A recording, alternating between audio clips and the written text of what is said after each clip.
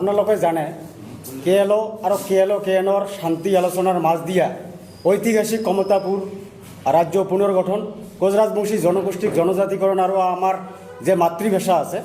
এই মাতৃভাষার সাংবিধানিক স্বীকৃতির দাবিত আমি যি 3 ডিসেম্বরের পৰা 100 ঘণ্টীয়া অনাখন যোৱাকালি আমাৰ সমাপ্ত হল কিন্তু দেখা গ'ল যে অসম চৰকাৰ আৰু ভাৰত চৰকাৰে আমাৰ এই গণতান্ত্ৰিক আন্দোলনটোক তেওঁলোকে কোনো সন্মান জনোৱা নাই বা গুৰুত্ব নিদিলে তাৰ পৰিপ্ৰেক্ষিতত আমি আজি আক্ৰাইছোঁ কেএছডিচি ইউজি আক্ৰাইছোঁ জিচিপিএ কেপিপিইউ আৰু কেপিপি এই আমাৰ কোচ ৰাজবংশী জাতীয় সংগঠন একত্ৰিতভাৱে আমি অহা 16 ডিসেম্বৰেৰ পৰা অনিৰ্দিষ্টকাল ৰেল অবৰোধেৰ কাৰ্যসূচী আমি আজিৰ পৰা ঘোষণা কৰা হল তো গতিকে মই আপোনালোকৰ জৰিয়তে আমাৰ গোটেই কোচ ৰাজবংশী জনগোষ্ঠীয় দল সংগঠন জাতি ধর্ম নির্বিশেষে সকলে আমার এই কোচ রাজবংশী জাতির উদ্ধার উত্তরণের স্বার্থত ন্যায্য প্রাপ্তর দাবির তাগিদাত জাতিটাক উদ্ধার করার তাগিদাত যে আমার রেল অবরোধের কার্যসূচীটো আমি কৰিবলৈ গৈ আছোঁ 16 তাৰিখে সকলোৰে সহায় সহযোগিতা উপস্থিতি হিল বল ভাঙি ভাৰত চৰকাৰ আৰু অসম চৰকাৰক দেখুৱাই দিব লাগে যে কোচ ৰাজবংশী জনগোষ্ঠী কিমান শক্তিশালী স্তব্ধ কৰি দিব লাগিব আৰু এটা কথা কৈছোঁ মই যে যেহেতুকে কোচ ৰাজবংশী জনগোষ্ঠীৰ যে জনজাতিকৰণৰ বিষয়টো এতিয়া দিল্লী চৰকাৰৰ এটা সাংবিধানিক প্ৰক্ৰিয়া চলি আছে গতিকে এই সাংবিধানিক প্ৰক্ৰিয়াটোক আজি আমাৰ ৰাজনৈতিক দল শাসক বিৰোধী উভয় পক্ষকে আমি দাবী জনাইছোঁ আপোনালোকে এই জনজাতিকৰণৰ বিষয়টো ৰাজনৈতিক মেৰপেচত সোমাই নল'ব যদি সঁচাকৈ আপোনালোকৰ কোচ ৰাজবংশী জনগোষ্ঠীৰ ওপৰত যদি আপোনালোকৰ যদি সহায় মৰ্মিত আছে তেনেহ'লে জনজাতিকৰণ 26 নিৰ্বাচনৰ পূৰ্বে কৰিবই লাগিব আৰু এইটোৱে দাবী জনাইছোঁ যে 26 বিধানসভা নির্বাচনের তারিখ ঘোষণা হওয়ার আগত যদি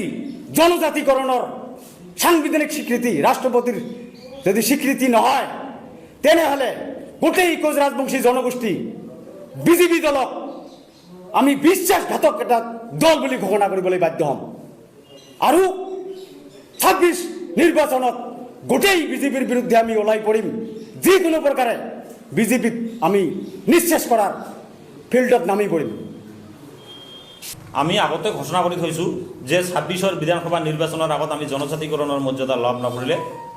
আমি বিজেপিৰ বিৰুদ্ধে সম্মুখ সমৰত লিপ্ত হ'ম আমাৰ এই আন্দোলন হিংসা পৰ্যায়লৈ যাব পাৰে আমি তেতিয়া আমাৰ সহগোষ্ঠী যিখিনি মানুহ আছে নেতা আছে বিজেপি দলৰ কৰ্মী আছে তেখেতসকলক সকলোকে আমি বিজেপি দলৰ পৰা ওলাই আহিবলৈ আহ্বান জনাম চৰকাৰৰ পৰা ওলাই আহিবলৈ আহ্বান জনাম কাৰণ জনজাতিকৰণৰ মৰ্যাদা নিদিলে প্ৰতাৰণা কৰিলে আমাৰ কোচ ৰাজবংশীসকলে এই দলটোত বিজেপি দলটোত থকাৰ কোনো অধিকাৰ নাই আৰু তেখেতসকলে যদি আমাৰ এই আহ্বানৰ প্ৰতি দলৰ মজিয়াৰ পৰা ওলাই নাহে চৰকাৰৰ পৰা ওলাই নাহে তেতিয়াহ'লে আমি তেখেতসকলক আমাৰ গাঁও আমাৰ অঞ্চলৰ সমাজত বাধা আৰোপ কৰিম নিৰ্বাচনী সভা সমিতি কৰাত বাধা আৰোপ কৰিম লাগিলে এই ব্যৱস্থাটো যিকোনো পৰ্যায়লৈ যাবলৈ হ'লেও আমি তাৰ কাৰণে সাজু আছোঁ যে 26ৰ বিধানসভা নিৰ্বাচনৰ আগতে আমাক জনজাতিকৰণ লাগিব আৰু আমি এইটো স্পষ্টভাৱে কৈছোঁ নহ'লে কিন্তু আমি যিকোনো পৰ্যায়লৈ যাব বুলি আমি ইতিমধ্যে ঘোষণা কৰি থৈছোঁ কিন্তু আমি দেখিছোঁ যে মাৰ্চৰ পৰা অসমৰ বিধানসভা নিৰ্বাচনৰ অধিসূচনা জাৰি হ'ব গতিকে আমি 26ৰ বিধানসভা নিৰ্বাচনৰ আগতে কেনেকৈ জনজাতিৰ মৰ্যাদা লাভ কৰিম আৰু পূৰ্বতো এইকাৰণে আমাৰ বিশ্বাস আৰু আস্থা নোহোৱা হৈছে পূৰ্বতো এইখন চৰকাৰে 14 চনৰ পৰা কেন্দ্ৰত 16 চনৰ পৰা ৰাজ্যত চৰকাৰ থকাৰ পিছতো আমাক জনজাতিকৰণৰ মৰ্যাদা নিদিল আৰু 19ত নিৰ্বাচনৰ আগমুহূৰ্তত খৰখেদা হৈ 19ত বিলখন লৈ পেলাই 6 জনগোষ্ঠীৰ জনজাতিকৰণৰ বিলখন লৈ পেলাই ৰাজ্যসভাত লৈ গ'ল কিন্তু সেই বিলখনক লৈ কোনো ধৰণৰ ৰাজ্যসভাত আলোচনা নহ'ল কোনো ধৰণৰ যুক্তি বিতৰ্ক নহ'ল গতিকে আমি ভাবিছোঁ সেইটো ৰাস্তাৰে এইবাৰ চৰকাৰে কাম কৰি আছে গতিকে আমাৰ এই আন্দোলনৰ কাৰ্যসূচী চলি থাকিব চৰকাৰখনৰ বিৰুদ্ধে যেতিয়ালৈকে আমি জনজাতিকৰণৰ মৰ্যাদা লাভ নকৰোঁ বিচৰা ধৰণে আগবাঢ়ি যোৱা নাই গতিকে আমি আমাৰ এই জনজাতিকৰণৰ দাবী কেএলঅৰ লগত শান্তি আলোচনা আদিকে কৰি বিভিন্ন সমস্যাবিলাকৰ কাৰণে দাবীবিলাকৰ কাৰণে আক্ৰাইছোঁ কেএছডিচি ইউজি আক্ৰাইছোঁ কেপিপিইউ জিচিপিএ কেপিপিএ আদিকে কৰি কোচ ৰাজবংশীৰ বিভিন্ন দল সংগঠনৰ যৌথ উদ্যোগত অহা 16 তাৰিখে